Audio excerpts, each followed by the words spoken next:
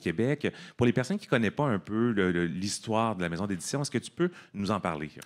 Ben, la maison d'édition Remue-Ménage, en fait, ça a été fondé par des féministes qui voulaient lire, qui voulaient diffuser, en fait, la littérature féministe. Elles se disaient c'est pas accessible en langue française, surtout.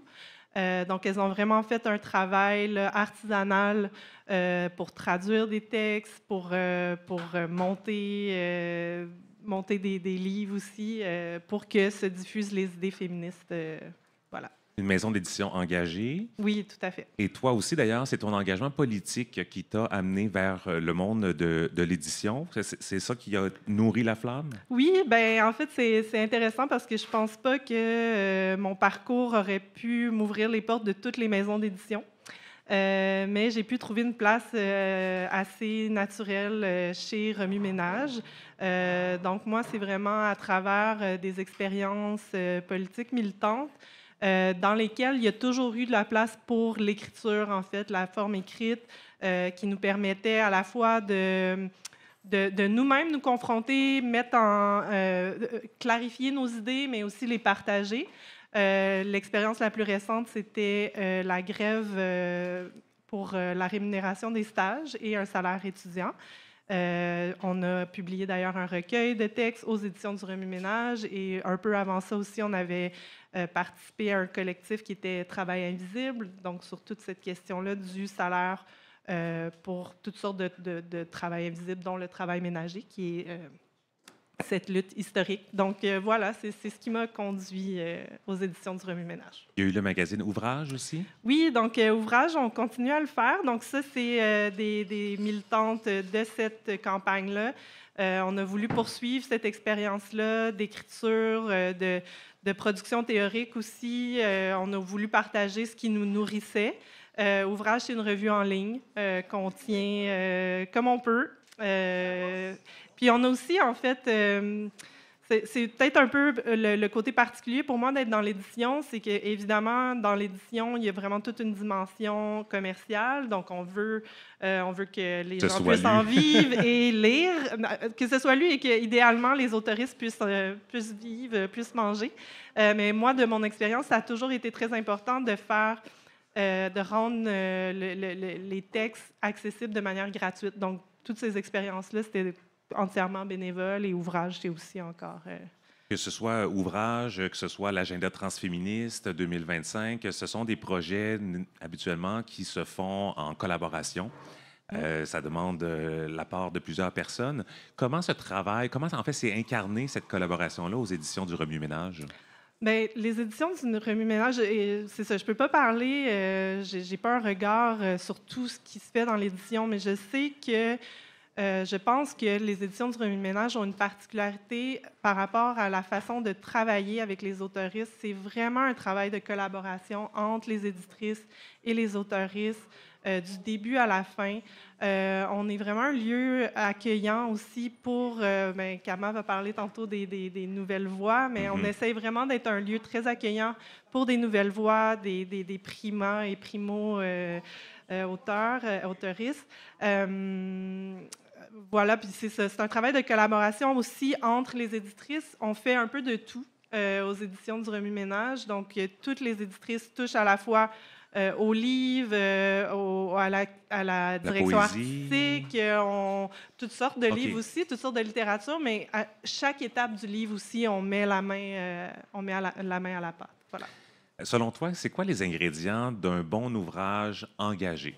C'est le genre d'ouvrage qui va vraiment nourrir nos pensées, voire même nous faire changer de perspective sur un sujet.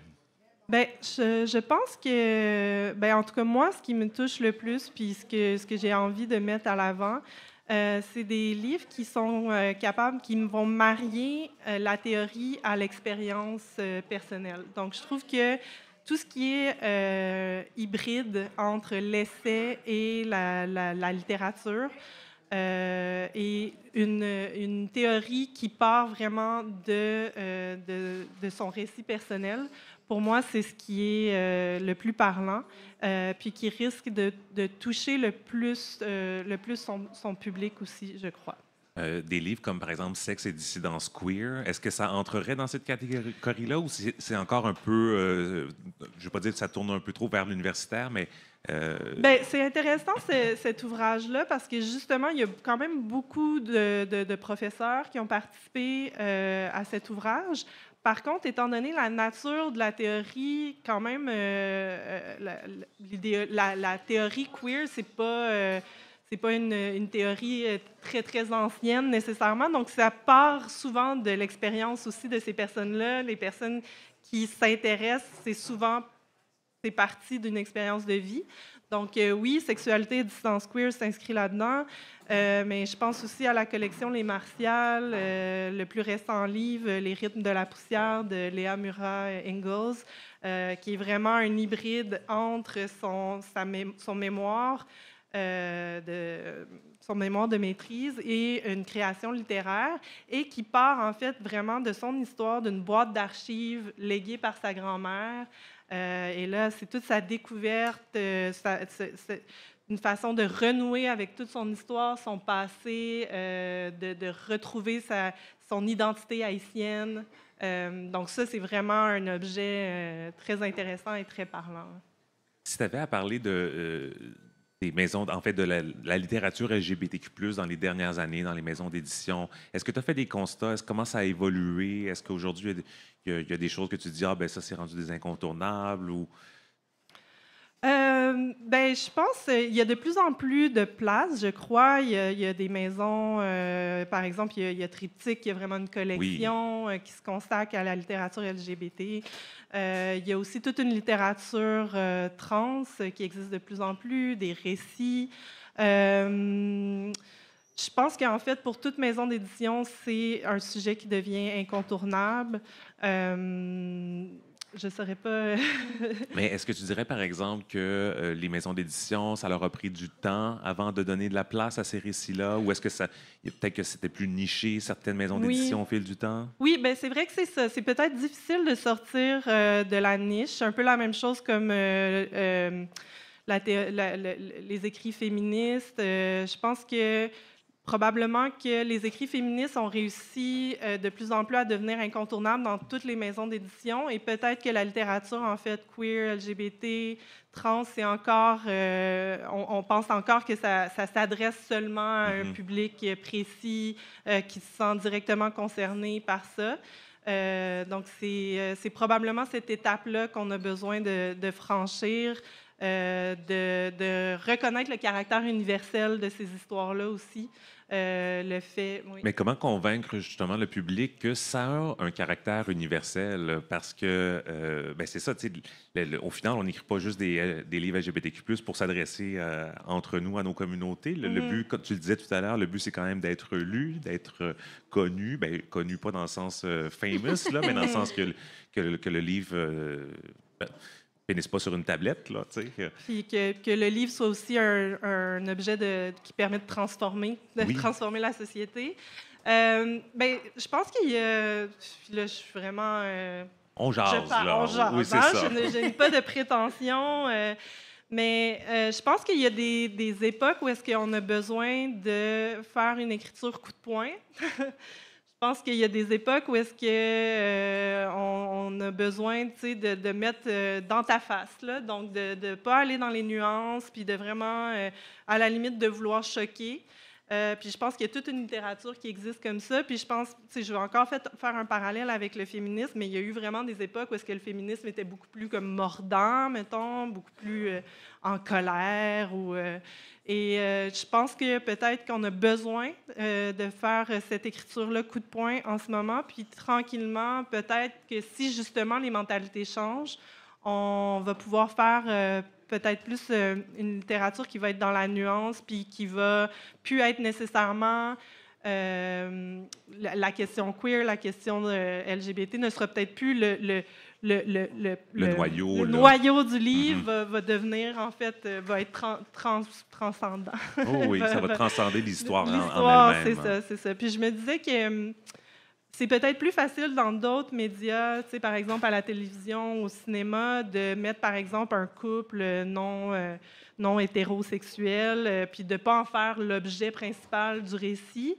Dans la littérature, peut-être que c'est un peu plus un défi, parce que parce qu'en fait, déjà, pour s'intéresser, pour lire un livre, ça demande peut-être un plus grand effort que de regarder un film, puis tout d'un coup, ça fait juste happer, ça rentre dans notre imaginaire sans qu'on s'en rende compte. Je pense que la littérature, c'est peut-être la lecture, en fait, c'est peut-être un travail plus exigeant. Ouais, la télé, des fois, c'est un bruit de fond à la maison, Ouais, mais un livre, ça ne l'est pas. C'est vraiment un engagement qu'on prend. voilà. Quand tu parles de livre coup de poing, est-ce que tu en aurais un en tête qui te vient pour illustrer ce que tu dis?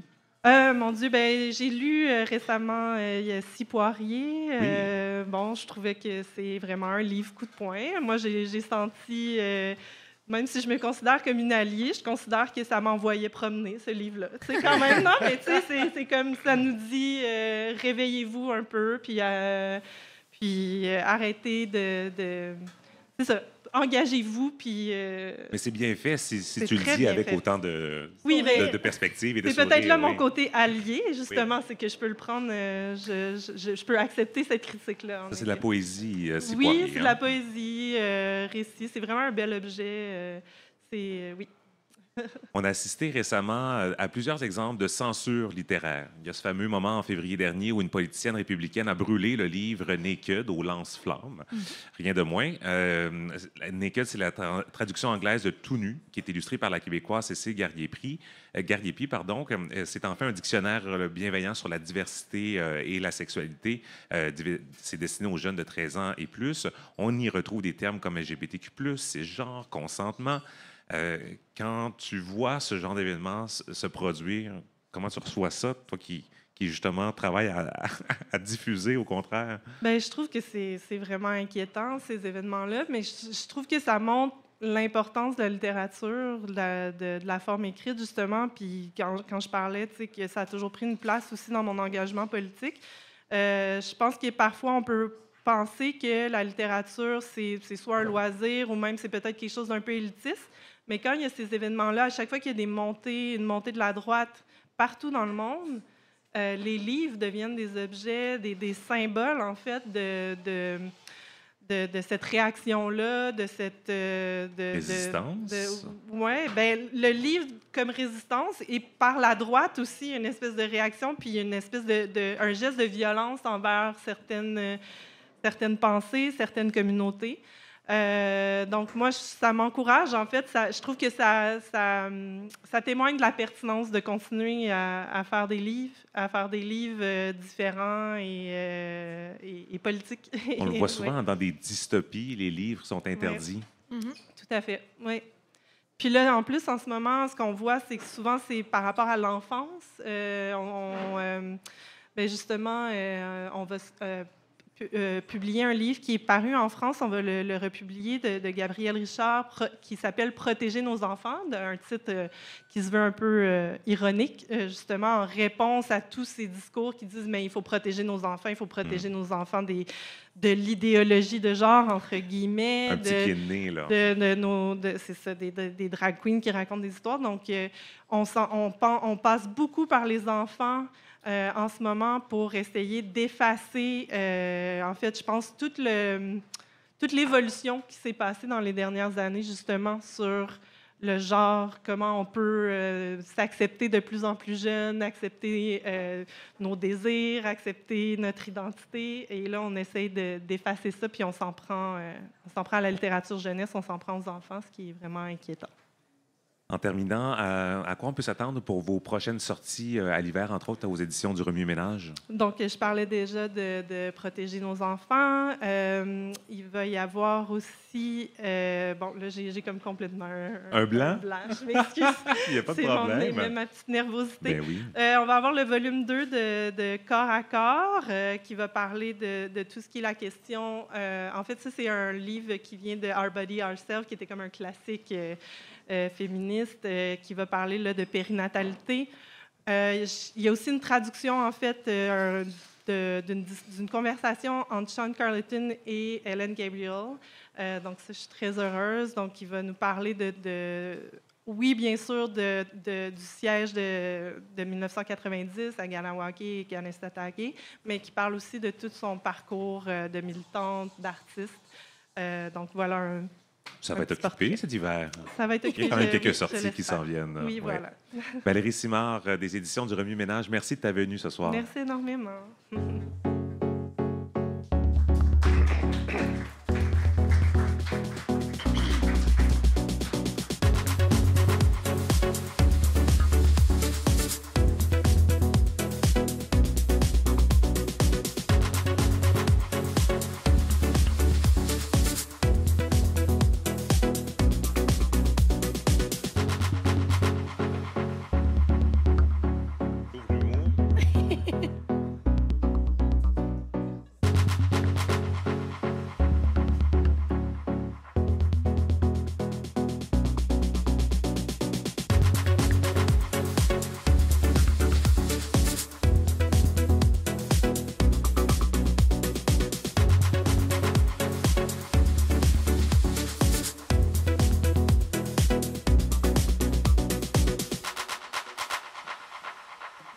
Alors là, on va rire un peu, oui, ou beaucoup, idéalement, passionnément, oui, à la folie, avec Joëlle Prudhomme. Bonsoir. Bonsoir plutôt, Joëlle. Bonsoir. Oui, comment s'est passé ton mois de novembre? Je sais que moi, tu m'as répondu sur les réseaux sociaux, mais on peut le dire à l'ensemble de notre auditoire, tu as quand même survécu au changement d'heure. Semi. Oh. Grand gros crise de cauchemar, le changement d'heure. Cette année, c'était pire. Parce que là, la dernière fois, tu n'étais pas contente. J'étais pas contente du changement d'heure. Je me suis calmée. OK. Mais j'haïs quand même le mois de novembre. ça s'est pas calmé. Bon, il y a des constances qui reviennent d'année en année. Et il faut. Et parmi ces constances, il y a le Salon du livre de Montréal. Il y a le Salon du livre. Mais avant de parler du salon, oui, okay. je vais parler en fait parce que la thématique de l'émission, c'est la littérature. Exactement. Puis moi, je souhaite souligner mon moment, le moment qui m'a le plus marqué cette semaine. Puis moi, je suis humoriste dans la vie, puis j'ai un grand respect pour les auteuristes qui sont drôles sans même s'en rendre compte. Genre Paul Saint-Pierre Plamondon, à Tout le monde en parle, dimanche dernier. Moi, ça, Kim, Qu'est-ce qui s'est passé? Moi, je ne l'ai pas vu. Là. Oh mon Dieu, mais j'ai ri fort. Je vais te l'expliquer. Mais ça, je dis pas que je respecte ce qu'il a dit, évidemment que non, mais je me dois de respecter la démarche humoristique dans son propos. Même que je dirais que c'est insultant, hein, parce que moi, je passe des heures à écrire des blagues, puis je me fais constamment upstager dans mon humour par des hommes blancs, cis, riches en politique qui disent des choses, là, risibles à la « They're eating the dogs ». Ben, PSP. À la quoi? They're eating the dogs, Trump qui avait dit cette ligne qui va traverser l'histoire, hein, on s'en rappelle. Par rapport aux immigrants. Absolument, qui mangent donc les animaux. Et mais PSPP n'a pas dit quelque chose d'aussi affreux, mais lui a parlé, attention, tenez-vous bien, des woke.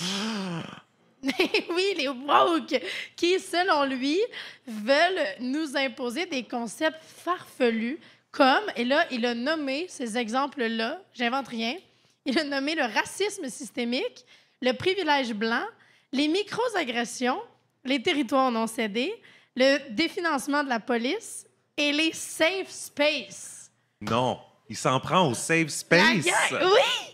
Un homme blanc, cis, riche, privilégié, qui est comme « Oh, vous m'énervez avec vos concepts comme le privilège blanc! » Puis il se rend pas compte de l'ironie. C'est hilarant, ça, tout le monde! Là, si ça se trouve, il y a peut-être eu des gens qui l'ont aidé à écrire ces lignes médiatiques. Là. C'est ça, l'affaire. C'est que ça se sentait dans ce discours-là que c'était écrit. Puis moi, j'enseigne à l'École nationale de l'humour, puis je vous le dis, textbook, c'est un procédé humoristique. Ça s'appelle l'ironie. Je vais vous en faire un autre procédé. Je vais vous faire un pied de la lettre avec la phrase suivante. On parle d'énergie renouvelable. What about utiliser l'énergie que Québécois met pour bâcher les woke? Je ne sais pas si vous avez suivi, mais c'est une chasse aux sorcières. Tu dis quelque chose de progressif, puis là, tout de suite, c'est au bûcher. C'est une woke.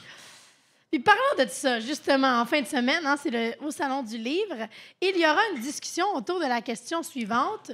La liberté d'expression et la liberté académique sont-elles vraiment menacées par la dénonciation d'injustice ou, comme le résume si bien Sophie Durocher, un woke qui parle avec une woke puis un autre woke au sujet de wokeisme woke. Et je paraphrase à peine, littéralement. Moi, je vais y être, hein, au Salon du livre. je veux voir si Paul Saint-Pierre Plamondon va se pointer en criant « Les woke nous empêchent notre safe space! Lâchez-moi! J'ai le droit de parler! » alors que personne ne le retiendrait.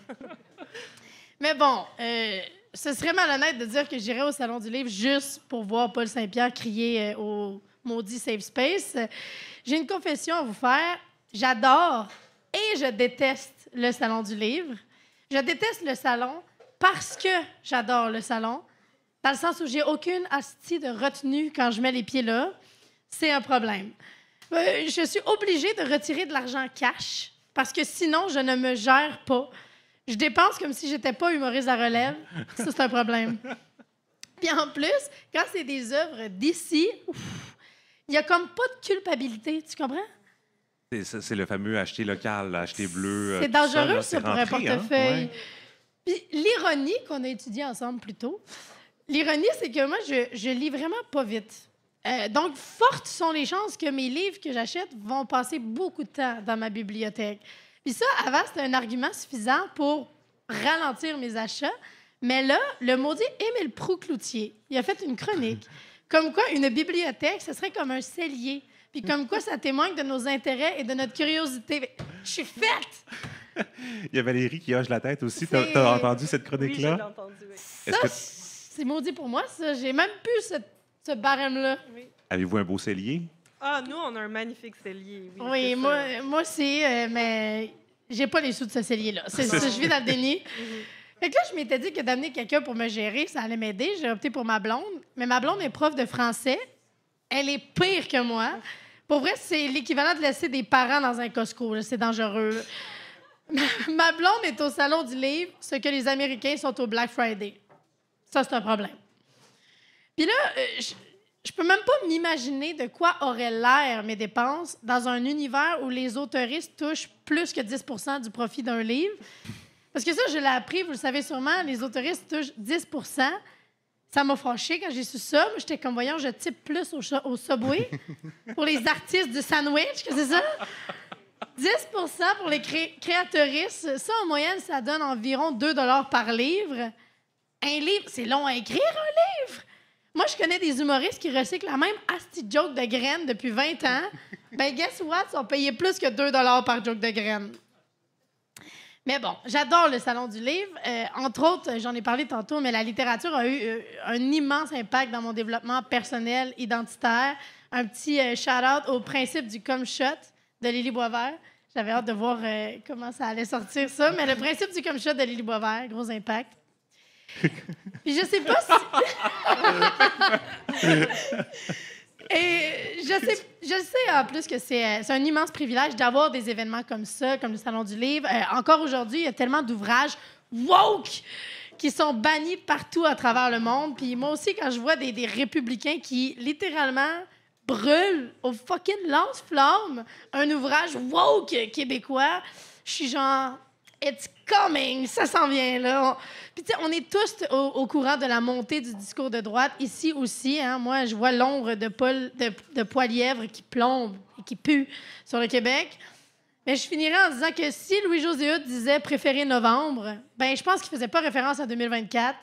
Parce qu'avec Tout le monde en parle qui met le spotlight sur les masculinistes, avec l'élection de Trump, avec le scandale de l'Assemblée nationale, puis l'asti de changement d'heure, Kim, ben, je peux vous assurer que je vais clore mon mois de novembre dans un safe space au Salon du Livre. Puis tu peux être sûr que mes 2 $ vont aller à des auteuristes féministes, queer, bref, qui sont désavantagés par le système. Mais ça fait de moi une asti de woke. Voilà. Joëlle Prudhomme, la woke. La woke! Merci beaucoup. Puis j'aurais envie aussi de plugger le Normandie comme safe space. Ben oui! En tout cas, nous, ici, tous les mercredis, c'est comme ça que je me sens, donc dans un safe space. Puis je vais même pouvoir m'auto-plugger, en fait, plugger mon projet qui est le Show Queer, qui est un immense safe space en humour. Donc, si vous aimez les shows d'humour, mais que vous avez toujours les fesses un peu serrées avec des propos problématiques, ben le Show Queer, c'est un safe space où les artistes sont tous issus de la communauté LGBTQ de AIS+, donc voilà, IA2S+. Y a-t-il un show prochainement? Oui, à Noël. Ah, ben là... Le 9 décembre au Cabaret Mado. 9 décembre, un lundi? Oui. Un lundi, fort, efficace dans le calendrier. C'est un lundi, voilà, au Cabaret Mado. Alors, bon show, bon rire. Merci beaucoup. Merci, Joëlle.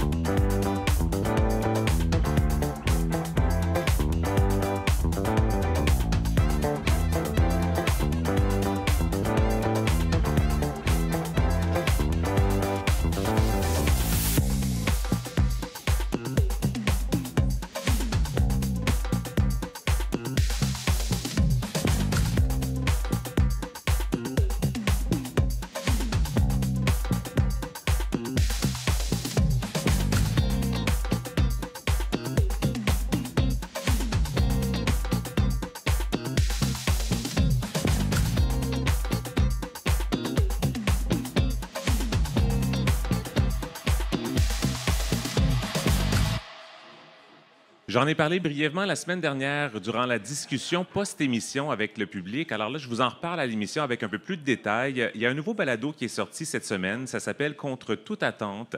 C'est un documentaire audio sur la place accordée à la pénétration dans les relations sexuelles. C'est réalisé Gabriel Touin et coproduit avec Transistor Média. C'est un mélange de récits intimes, d'entrevues. C'est en 4 épisodes. J'ai commencé, j'ai pas terminé, mais jusqu'à maintenant, j'aime beaucoup. C'est disponible en ligne sur toutes vos plateformes préférées. Donc, ça s'appelle Contre toute attente. Et puis, j'en profite pour saluer rapidement. Il y a quelques personnes d'Ubisoft qui sont là ce soir. Alors, bienvenue pour cette première sortie du comité de diversité. Est-ce qu'il y a un nom particulier? You Be Proud. You Be Proud est ici avec nous ce soir pour une petite sortie sociale avec leur comité. Alors, j'en profite pour vous inviter, si jamais vous nous écoutez et que vous faites partie d'un rassemblement LGBTQ+, au travail, eh bien, il reste encore 2 émissions à la saison d'automne, soit les 4 et 11 décembre. C'est pour ça que j'étais bon avec les dates, c'est parce que je connais mes dates d'émission. Donc, si jamais vous voulez venir, vous pouvez nous écrire info@commercialtouste.com. Ça va nous faire plaisir là, de vous réserver des places. Et puis, sinon, on se reprendra à la saison de 2025. Voilà.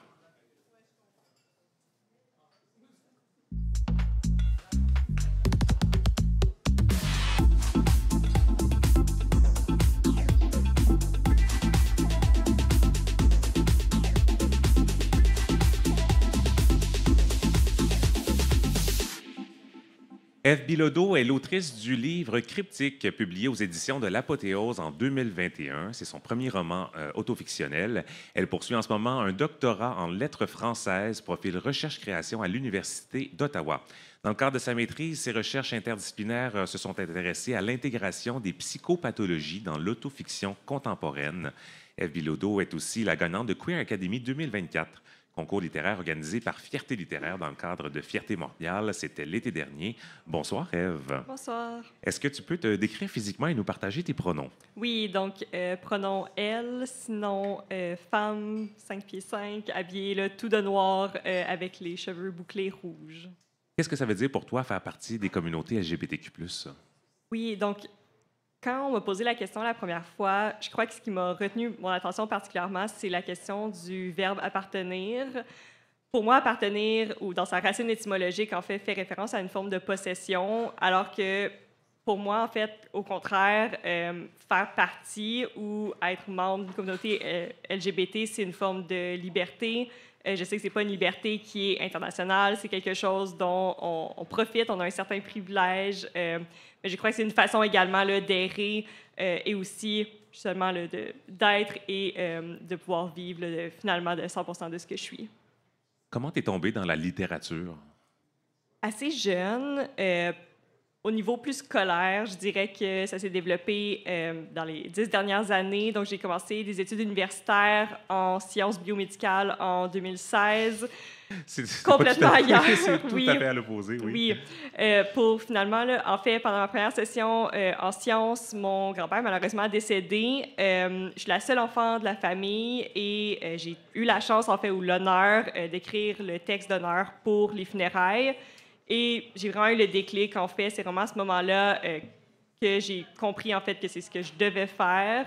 Et session prochaine, donc j'étais déjà inscrite en lettres françaises et depuis ce temps, je n'ai jamais quitté, là, donc baccalauréat, maîtrise, doctorat. Ah oui, ça a tout changé, cet événement-là. Ça a tout changé. Mais à la base, c'est un événement triste, le deuil, mais qui a eu un si grand impact sur ton parcours. Le deuil revient justement dans tes écritures, ces sources d'inspiration? Oui, donc principalement dans Cryptique, dont l'objectif principal, en fait, a été de réécrire cette histoire, en fait, de mon grand-père qui est décédé d'un cancer des poumons.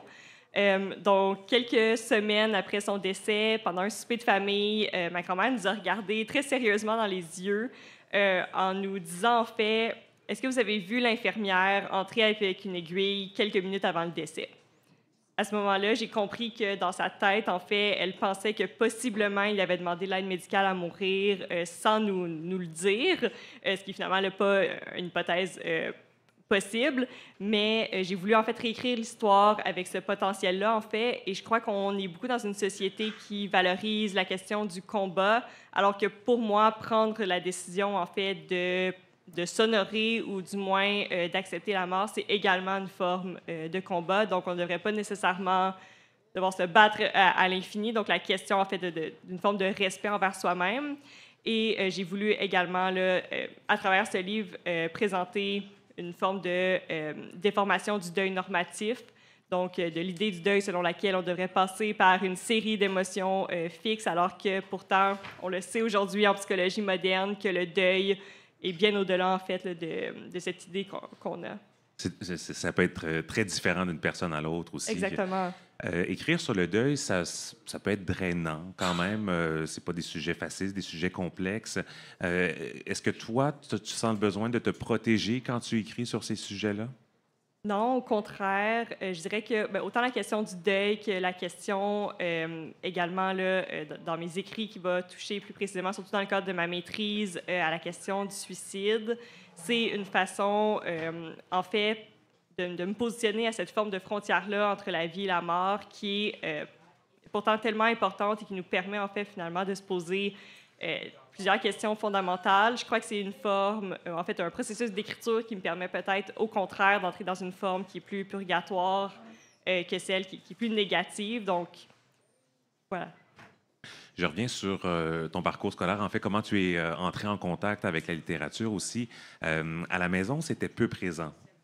Oui, j'ai jamais vu mes parents lire un livre, donc je pense que ça, c'est quelque chose qui est arrivé peut-être un peu plus tardivement.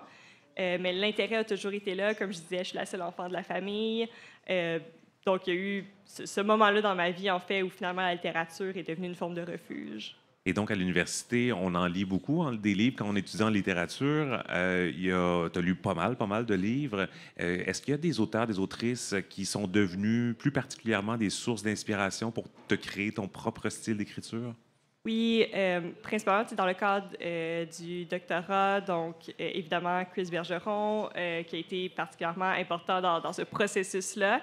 Mais je dirais que j'ai une forme de fascination saine ou malsaine. En fait, je me pose encore la question pour les auteurs suicidés, donc ces auteurs, en fait, qui nous ont laissé derrière nous ces textes, en fait, qui, pour moi, présentent une forme de lucidité qu'on ne retrouve nulle part ailleurs, cette espèce de sentiment, en fait, de pouvoir dire, de rien, finalement, laisser derrière.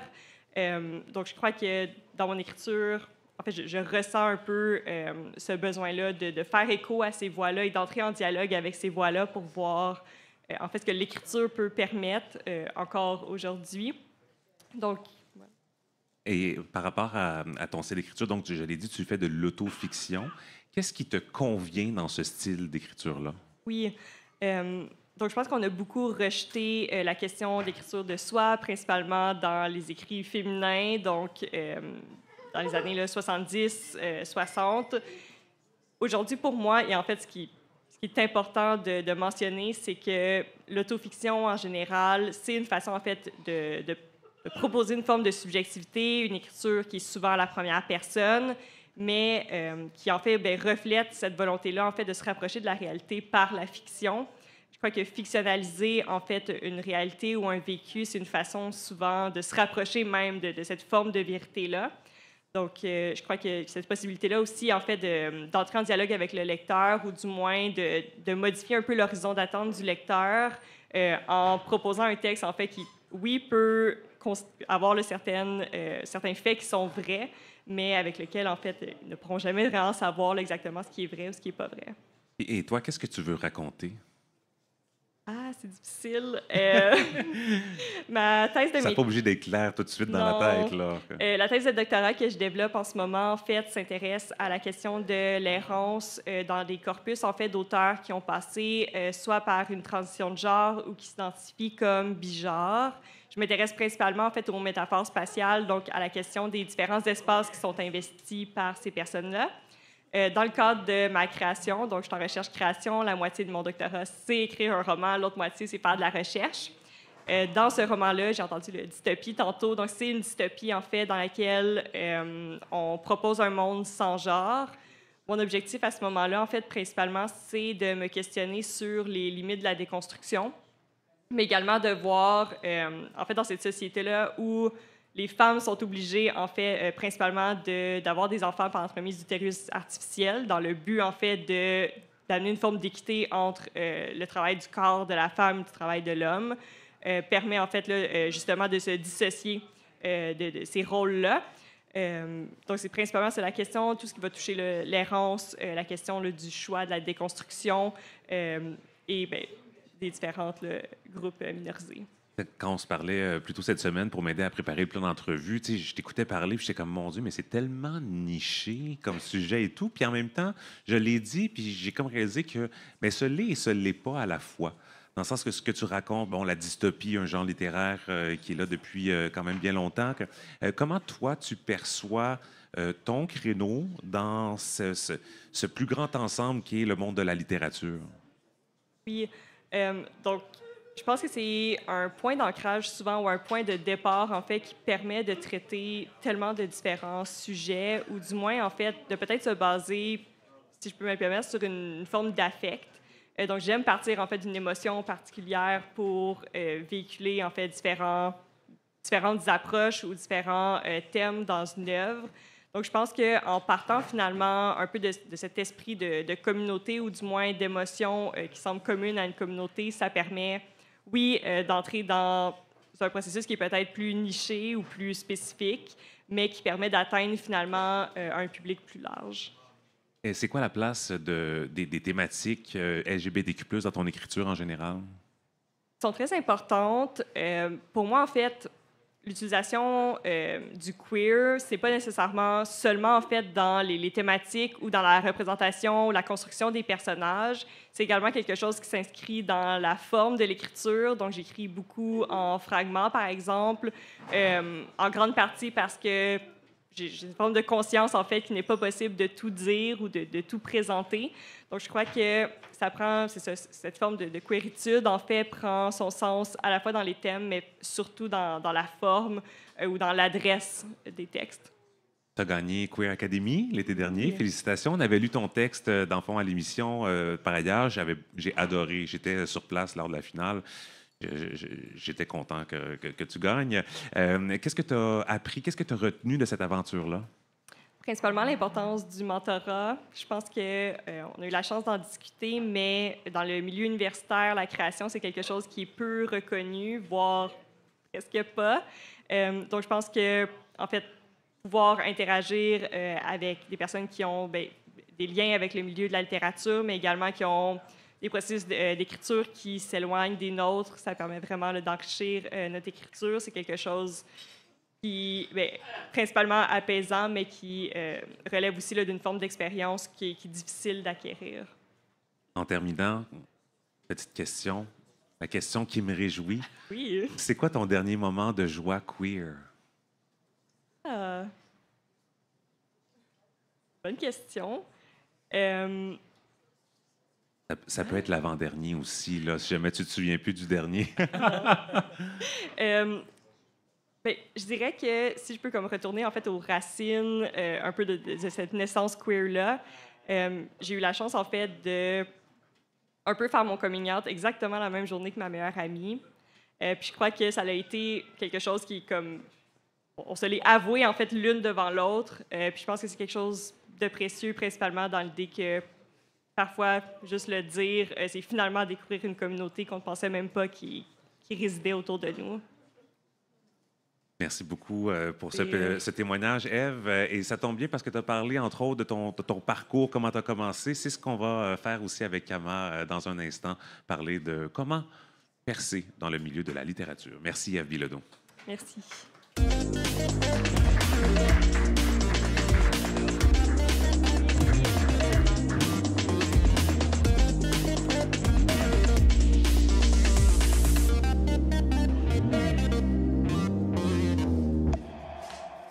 Pour terminer l'émission, on a notre chroniqueuse habituelle en littérature, Kama Lamakrel, qui est avec nous. Bonsoir, Kama. Ravi d'être de retour. Oui, tu as réussi à mettre les écouteurs, je te oui. voyais.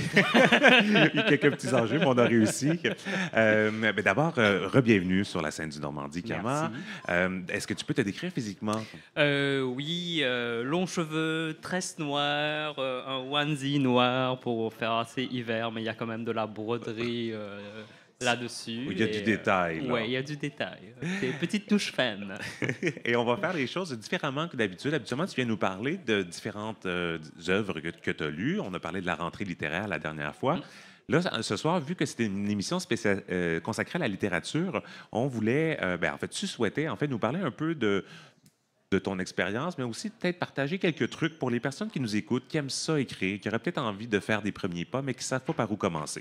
C'est ça, et je voulais parler de ça aussi parce que la question me revient souvent, c'est même dans le contexte des conversations qui ont lieu post-balado. Donc je me suis dit, pourquoi pas, parlons en fait du côté plus pratico-pratique. Qu'est-ce que ça veut dire devenir écrivain si on veut devenir écrivain? Qu'est-ce que ça veut dire avoir une pratique d'écriture? Bon, je tiens à dire que tout ce que je vais partager ici, c'est un parcours, ou plutôt une multiplicité de parcours, mais c'est des parcours qui m'appartiennent, moi, par rapport à mon vécu, par rapport à mon expérience littéraire, et aussi les différentes personnes que j'ai mentorées au fil des années. Donc, je tiens quand même à dire que moi, je suis arrivé ici en tant que personne immigrée qui œuvrait en anglais, je n'œuvrais même pas en français, et qui connaissait rien au milieu littéraire, mais qui, en fait, s'est fait une place. Donc, Oui, comment... T'as bien joué tes cartes, quand même, là. Là, je vais vous les partager, toutes mes cartes. C'est pas une recette magique, mais c'est quand même... ça se prend bien. C'est des indices, c'est des trucs et astuces à voir, à prendre ou à laisser pour voir comment ça fonctionne. Alors, par quoi tu commencerais? Je commence par dire, d'abord, lire. Pour moi, c'est très, très important parce qu'on me pose souvent cette question par rapport à l'écriture. Et moi, je dis que le premier conseil que je donne à tout le monde, c'est de lire. Et pourquoi est-ce que je dis lire, c'est important? C'est qu'au final, quand on parle du milieu du livre, on parle d'une industrie, on parle d'un réseau. Et quand une personne décide que moi, je vais écrire, bon, on peut écrire et écrire pour soi et le garder dans un tiroir, ce qui est tout à fait correct. Mais du moment qu'on se dit que moi, je veux écrire et je veux le mettre dans l'espace public... Être lu, partager cette Exactement. histoire-là. Et là, tout d'un coup, on est en conversation. Et on est en conversation avec ce qui se passe autour dans le milieu du livre et dans le milieu littéraire. Donc, moi, je dis toujours, si on a envie surtout de partager ses écrits, c'est très important de lire pour savoir, mais en fait, comment est-ce que moi j'interviens dans un milieu qui existe déjà et qu'est-ce que ma voix littéraire a à apporter à ce milieu? Contribuer. Ouais. Et ça, c'est une partie. Et l'autre partie aussi, je pense que c'est important et souvent difficile de trouver, en fait, c'est quoi ma voix littéraire à moi. Le style, tu parles, la couleur? Le style et le récit. Je vais parler du style d'abord, ensuite je viendrai de c'est quoi l'histoire qu'on raconte. Mais tu sais, moi je dis lire, allez lire. Moi je lis beaucoup. Ça ne veut pas dire que j'aime tout ce que je lis. Ou accepter de lire des choses mais moi je me pose la question, donc si je n'ai pas aimé lire cela, pourquoi est-ce que je ne l'ai pas aimé? Qu'est-ce que moi j'aurais fait différemment? Ou si j'ai aimé ce livre, qu'est-ce qui m'a parlé dans la forme, dans le récit, qui fait que, peut-être que moi aussi j'ai envie d'écrire de cette manière. Donc pour moi, s'immerser dans ces mondes littéraires, c'est ce qui te permet aussi d'identifier, mais pour moi, comment est-ce que moi je veux écrire? Donc il y a quand même, oui, il y a la partie réseautage, etc., mais il y a quand même une recherche qui se fait là-dedans. Et je pense que dans la forme, c'est très important, en particulier, de trouver, en fait, c'est quoi la forme de... Comment est-ce que moi, je raconte mon histoire? Tu sais, dans quelle forme? Tu as parlé du fragment, par exemple, pour toi, un peu plus tôt. Donc, d'identifier c'est quoi la forme. Et ensuite, par rapport au récit, en particulier, moi, j'ai une base aussi dans tous mes ateliers de création. Je commence souvent avec cette question où je dis, tu sais, quelles sont les histoires que tu peux raconter? Et il n'y a personne d'autre dans le monde qui est capable de raconter cette histoire. Et moi, je dis toujours, c'est ça l'histoire que tu écris. Parce qu'au final, individuellement, on a tous et toutes des expériences qui sont très spécifiques à nos vécus. On a une perception du monde qui nous appartient.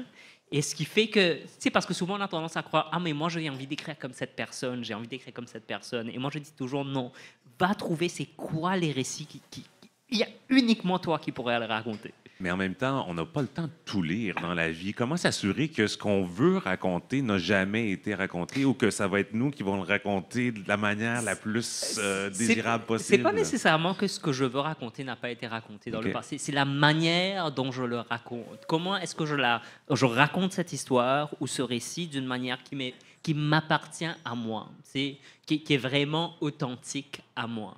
Et c'est ça qui fait la différence. Et comment on y arrive justement, ça, pour choisir l'histoire? Est-ce qu'il y a des questions à se poser? Ben, je pense que c'est beaucoup une relation au soi.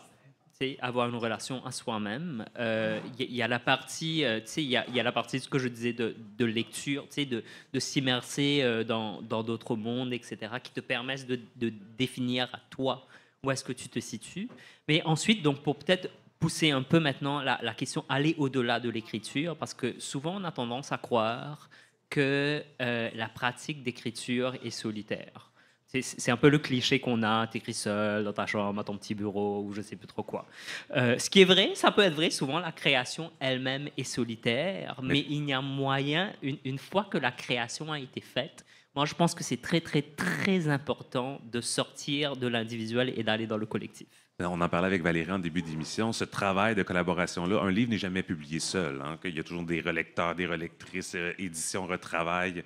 Ça fait partie de la game. Là. Absolument, absolument. Et par rapport à ça, moi, je dirais de pouvoir se mettre dans des espaces, parfois des espaces d'inconfort, parce que c'est quand même quelque chose de vulnérabilisant quand tu dis voilà mon manuscrit ou voilà l'histoire que j'ai écrite ou voilà le poème que j'ai écrit, qu'est-ce que tu en penses? Mais de trouver déjà des relations de confiance, qui autour de moi serait capable de lire cela. Il y a des trucs très pratico-pratiques comme rejoindre des groupes d'écriture qui existent déjà. Moi, dans mon parcours personnel, moi, je testais tout ce que j'écrivais dans des open mic. Moi, je viens d'une pratique performative où, les poèmes étaient écrits et là, j'étais sur scène. Et là, tout d'un coup, j'ai un feedback immédiat. Tout de suite, je comprends, OK, ça fonctionne. Ici, le rythme, ici, tout le monde était complètement déconnecté, me regardait, genre, qu'est-ce que je viens de dire, moi, je trouve que si on est à l'aise aussi à faire des lectures publiques, et ça peut être dans des contextes très informels, c'est quelque chose aussi qui permet à donner du feedback plus immédiat. Ève, je te vois hocher de la tête. Est-ce que tu en as fait aussi des micros ouverts ou est-ce que tu as été assisté à des micros ouverts pour te nourrir, pour t'inspirer, pour tester ton matériel? Je pense que j'ai fait plus des tests de façon envoyer des textes et avoir des retours écrits, mais oui, j'ai fait quelques micros ou également des festivals ou événements littéraires, mais je suis 100% d'accord que c'est quelque chose... Avoir le retour d'un public immédiat, c'est tout de suite avoir une réponse sur ce qu'il fait, parce que finalement, oui, on écrit pour nous, mais on écrit aussi pour la lecture.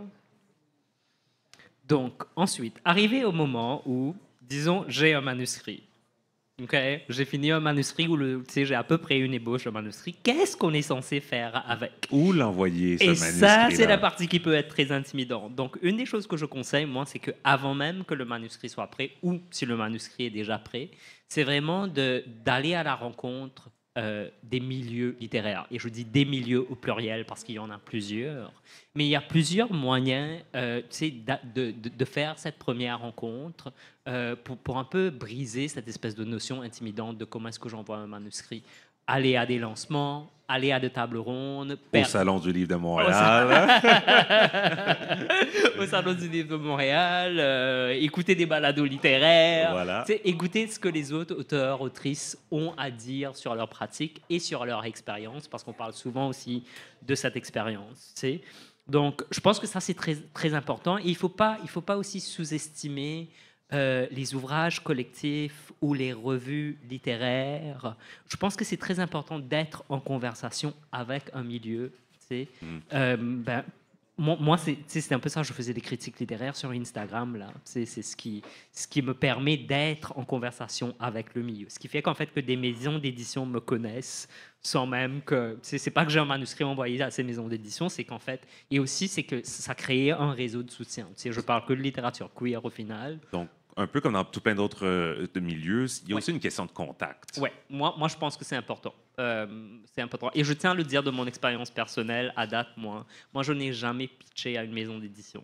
Ça a toujours été une maison d'édition qui m'a approché. Non, mais pardon, je pense que... Non, mais c'est pas... C'est pas je dis cela parce que, oui, il y a quelque chose dans la construction. C'est pas, pour moi, j'aime pas trop le mot réseautage. Je préfère vraiment la construction de relations. Je pense qu'il y a des moyens de construire... Parce que moi, franchement, j'aurais jamais envoyé un manuscrit si moi, je pense pas que j'aurais eu le courage ou la capacité de le faire moi-même. Mais j'avais des relations qui se tissaient dans le milieu littéraire jusqu'à ce que des directrices littéraires m'approchent pour me dire hey, est-ce que tu as un projet qui traîne quelque part? Est-ce qu'on peut en parler? Tu sais, c'est comme ça que ça s'est fait. C'était le genre est-ce que tu veux aller prendre un café? Est-ce que, tu sais, et c'est de là que ça a commencé à se faire. Et étant donné parfois que certains récits LGBTQ+, tombent plus dans la marge par rapport à l'édition, peut-être en général, est-ce que tu dirais que cette manière de procéder, peut justement contribuer à ouvrir des portes plus que d'y aller, je ne veux pas dire au hasard, là, mais de ne pas savoir vraiment qui va lire notre manuscrit alors que ça parle d'une thématique qui intéressera pas, mais comment dire que les maisons d'édition vont juger qu'il y a peut-être un risque juste en raison du sujet? Ouais, ben, je pense voilà pourquoi l'interpersonnel et le relationnel est important. Parce que l'autre partie aussi, c'est que si tu décides d'envoyer ton manuscrit, c'est qu'il y a plein de maisons d'édition qui sont là. Donc, il faut aussi trouver la bonne maison d'édition. Tu sais, c'est quoi les valeurs de cette maison? Est-ce que les valeurs représentent ce que moi, je représente, ce que mon manuscrit représente? Tu sais, voilà pourquoi je dis aussi aller à des tables rondes, écouter des balados, etc. Parce que pour moi, c'est comme ça. Parce que les auteurs et les autrices, ça parle. Ça se dit, ah ben moi en fait, j'ai envoyé mon manuscrit à cette maison d'édition, mais je ne vais plus jamais retravailler avec cette maison d'édition. Donc là, tu es déjà, ah ben peut-être que. Allez voir les catalogues aussi, ça c'est ce que je dis. Tu sais, si... Moi, quand je vais voir un catalogue et je suis déjà, ok, vous avez déjà, tu sais, dans les 5 dernières années, vous avez publié une personne racisée, je ne sais pas si moi j'ai envie nécessairement que mon manuscrit arrive dans cette maison d'édition. Le par fit n'est exemple. peut-être pas là. Voilà, Ouais. voilà. Donc il y a quand même cette partie. Mais pour moi, je trouve que l'interpersonnel est très important, surtout dans un petit milieu de littérature queer où au final, ben, on se lit tous et toutes aussi et on se parle. On se parle aussi. Pardon, oups, On va, petit problème on va technique. ajuster le micro là, qui Merci. descend tranquillement. La gravité fait son œuvre. Voilà. Ouais, donc d'aussi de. Où est-ce que j'en étais? Ouais, ben, je parlais de l'interpersonnel et du relationnel. Je pense que c'est ce qui te permet. Tu sais, parce qu'il y a la beauté de vouloir publier son premier livre. Et là, je parle vraiment aux personnes qui veulent publier un premier livre. Et il y a une beauté, il y a une excitation à cela. Mais en même temps, on est souvent dans une dynamique de pouvoir. Tu sais, Avec parce les que, maisons d'édition? oui, tout à fait. Parce que quand tu vends les droits à ton manuscrit. Et ce qu'on te dit jamais, c'est qu'en fait, tu sais, souvent, une maison d'édition t'envoie un contrat. Tu as le droit de négocier ce contrat. Tu n'es pas obligé de dire oui à tout. Mais souvent, tu sais, quand tu es primo-autoriste... Je regarde Valérie de l'autre côté, là. ouais, non, mais tu sais, souvent, on va t'envoyer le contrat en disant, OK, signe le contrat. Mais... et là, tu es complètement intimidé. Tu es genre, oh, moi, je vais publier mon premier livre. Et ça, je l'ai beaucoup, beaucoup, beaucoup entendu. Je ne parle pas uniquement de mon expérience. Et en fait, il y a de l'espace pour dire, mais ça, qu'est-ce que ça veut dire? Il y a l'espace pour poser des questions. Ou il y a l'espace pour dire, ben moi, j'ai peut-être pas envie de travailler de cette manière. Tu sais, j'ai eu des conversations avec Natacha Canapé-Fontaine, par exemple, qui étaient très intéressantes pour elle. Ou comment est-ce qu'elle a articulé, ben, en tant qu'autrice autochtone, comment est-ce qu'elle négocie sa relation au temps est différente. Donc pour elle, elle était du genre, tu sais, quand elle avait travaillé sur son premier roman avec XYZ, elle a vraiment renégocié cette notion de, ok, tu sais, de la temporalité, de, tu sais, à quel moment est-ce que je soumets mon manuscrit, jusqu'à ce coup est-ce que ça doit sortir, tu sais. Habituellement, c'est serré comme calendrier? Les calendriers OK. sont serrés souvent et très stricts. Et je pense qu'il y a une réflexion à avoir par rapport à ça. Tu sais, comment... moi, je demande toujours plus de temps parce que je suis très lente dans mon processus, par exemple. Moi, je dis, OK, si vous pensez que ça allait prendre 6 mois, non, on va se donner un an. Tu sais, parce que ça, c'est mon processus. Mais c'est des trucs que j'ai appris en le faisant. Tu sais, Au mais, fur et à mesure. ouais. Dernier petit conseil, ça fait le tour? Un dernier petit conseil que je dirais aussi, c'est quand vous travaillez sur un manuscrit ou si votre manuscrit est terminé, d'imaginer aussi. Je pense que c'est très important d'imaginer, mais tu sais, moi, je rentre dans une librairie et que je vois mon livre, il sera à côté de quel autre livre? Tu sais, qu'est-ce que je veux voir à côté de mon livre? Donc, je pense que ça, c'est important. Et aussi de rêver à l'impact, tu sais. C'est pas nécessairement est-ce que je vais vendre 1000 livres ou 10 000 livres, mais l'impact de comment est-ce que je veux que ce livre circule dans le monde. Tu sais, c'est quoi la trace que je veux que ça laisse? Visualiser, Ouais, tout je ça. pense que c'est important de rêver de ça aussi parce que ça, je pense que ça nous rend plus solides dans notre pratique et ça, ouais, je trouve que c'est quelque chose qui peut ancrer dans ce processus de publier. Ancrer et nourrir, pour moi, c'est la même chose pour les médias. Que je pense, je visualise l'info pour tous dans quelques années et je me dis que ça va être vraiment le fun. Fait que, voilà. Alors, Kamala Macrel, merci beaucoup pour nous avoir partagé tes petits trucs et astuces. Merci beaucoup.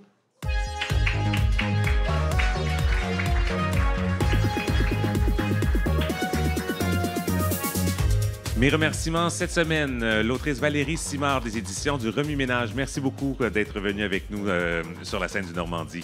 L'humoriste de la semaine, Joël Prudhomme. Bon salon du livre, Joël.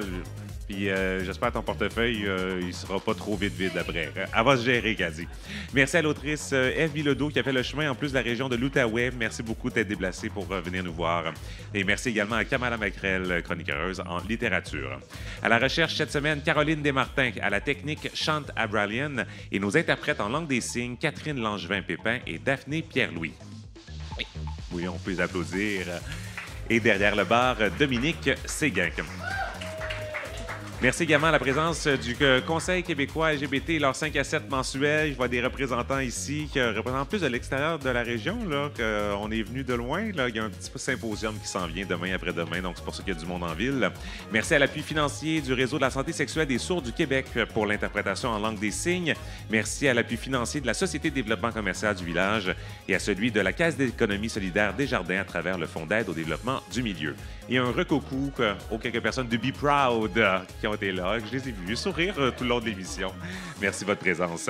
Ici Kim Roy-Grenier, au nom de toute l'équipe, merci d'avoir été avec nous et à la semaine prochaine.